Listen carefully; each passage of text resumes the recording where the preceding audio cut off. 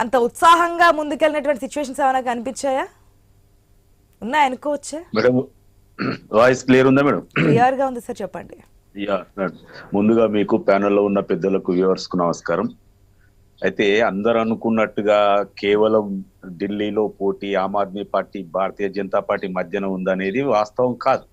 అది స్టార్టింగ్ లో అలా అనిపించిన మాట వాస్తవమే, కానీ రాను రాను చివరికి వచ్చే వరకు ఏమైందంటే త్రిముఖ పోటీగా మారిపోయింది. త్రిముఖ పోటీగా మారిపోయిన తర్వాత అసలు విషయం ఏంటంటే ఇప్పుడు రాబోయేది హంగు అసెంబ్లీ మాత్రమే. ఎవరికి కూడా అక్కడ పూర్తిగా 36-35 దాటి వచ్చే అవకాశం లేదు. కాబట్టి రాబోయే ప్రభుత్వములో కాంగ్రెస్ పార్టీని విస్మరించలేరు ఎవరు కూడా. కాంగ్రెస్ పార్టీ లేకుండా ప్రభుత్వం ఏర్పడే అవకాశమే లేదు. ఇది మాత్రం స్పష్టంగా అందరూ రాసి గుర్తు పెట్టుకోవాలి. 8వ తారీఖు నాడు జరిగేది కూడా ఇదే.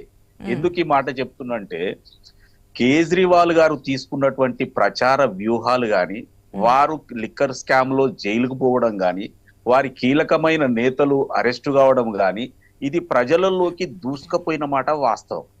అదే రకంగా భారతీయ జనతా పార్టీ కూడా కేవలం ఆమ్ ఆద్మీ పార్టీని కాంగ్రెస్ పార్టీని అంటే బురద జల్లి పైకి రావాలనుకున్న తప్పితే ప్రజలకేం చేస్తామనేది స్పష్టంగా చెప్పలేకపోవడం వల్ల వాళ్ళకు కూడా సీట్లు వచ్చే అవకాశం లేదు.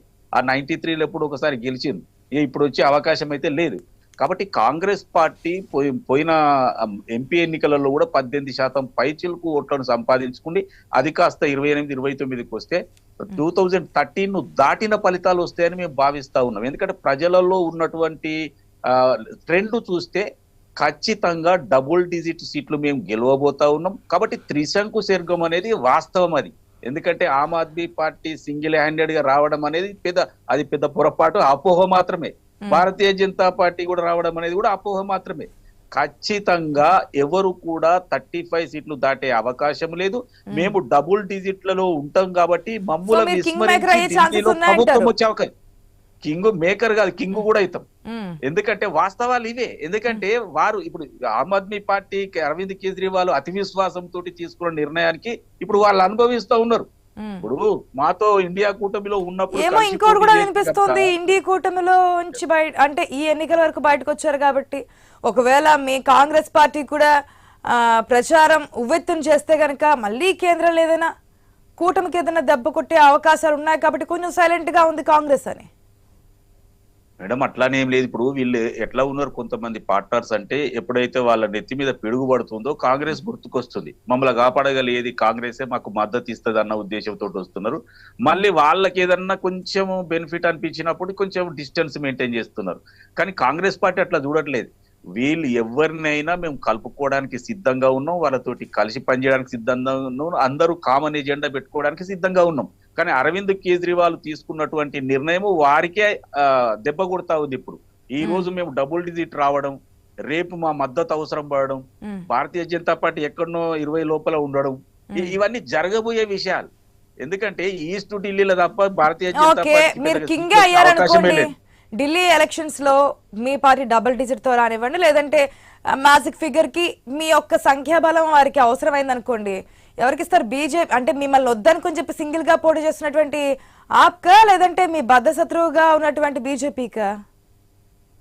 ఆశా గారు, మేమెందుకు ఇస్తామండి? మాకు ఇచ్చుకోవాలి ఎవరు? మేమైతే భారతీయ జనతా పార్టీ మద్దతు తీసుకోము, భారతీయ జనతా పార్టీకి ఇవ్వము. ఇకపోతే కేజ్రీవాల్ మాకు మద్దతు ఇవ్వాల్సిన వ్యక్తి తప్పితే మేము ఇచ్చే ప్రసక్తే ఉండదు. మేము ఢిల్లీని పరిపాలించాలి. ఎందుకంటే 15 సంవత్సరాలు శీలా దీక్షిత్ పరిపాలించి రోడ్లు ఇన్ఫ్రాస్ట్రక్చర్ అంతా క్రియేట్ చేసింది.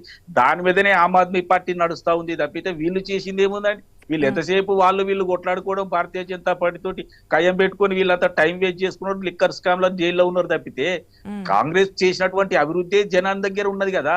అందుకని ఇప్పుడు మీరు చివరి మూమెంట్ లో చూడండి, ఉవ్వెత్తున మారిపోయిన సమీకరణాలు. మరి కేజ్రీవాల్ అరెస్ట్ చేసినప్పుడు మీరు సపోర్ట్ చేశారే?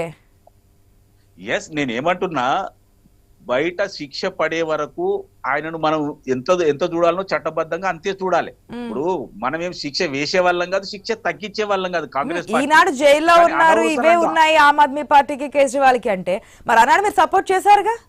ఏం తప్పు చేయకుండా జైల్లో పెడుతున్నారు, బీజేపీ విధంగా కక్షపూరితంగా వ్యవహరిస్తుందని. రెండు విషయాలు వాస్తవమే. బీజేపీ కక్షపూరితంగా వ్యవహరించిన మాట వాస్తవం.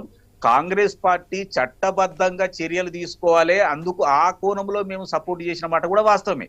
కానీ కేజ్రీవాల్ గారు ఏది దాన్ని ఏమంటారు, ఒడ్డుకి వచ్చిన తర్వాత తగలబెట్టినట్టు కాంగ్రెస్ పార్టీ అవసరం తీరిపోగానే మేమేదో పోటీ చేస్తామని ఆయన ఒంటరిగా పోటీ చేశాడు. ఒంటరిగా పోటీ చేయడం వల్ల ఆయనకేమైపోయింది, ఇప్పుడు అరౌండ్ 20 వచ్చే అవకాశం ఉంది. ఆయన అనుకుంటాడు మొత్తం ఢిల్లీని ఏలేస్తా అంటే ఎక్కడ వెళ్తారండి? ఈస్ట్ ఢిల్లీలో భారతీయ జనతా పార్టీకి వస్తుంది, మిగతా మూడిట్లా నువ్వు నేను అన్న కాడు అందరు త్రిముఖ పోటీ ఉంది. మరి ఎక్కడ గెలుస్తాడు ఈ కేజ్రీవాల్? కేజ్రీవాల్ కి అంత అతి విశ్వాసం అవసరం ఏముంది? ఈయన ఏం పొడిచిండు అంటున్నా. ఇప్పుడు అన్నా హజారే నుంచి వచ్చినటువంటి ఈ పార్టీ ఏ దాంట్లోనైతే ఇరుక్కోకూడదు అందులో ఇరుక్కుంది కదా. అన్నా హజారే కూడా కామెంట్స్ చేశారులేండి, నేను ఇప్పుడు ఏమి ఇవ్వగలను సలహాలు సూచనలు అని చెప్పి. ఎస్, ఏ పార్టీదేమో ఆ పార్టీది కదా, మరి ఆమ్ ఆద్మీ పార్టీ బీజేపీ కూడా ఉన్నారు, వారి యొక్క విశ్వాసాన్ని నమ్మకాన్ని కూడా తెలుసుకుందాం. మీ దృష్టికి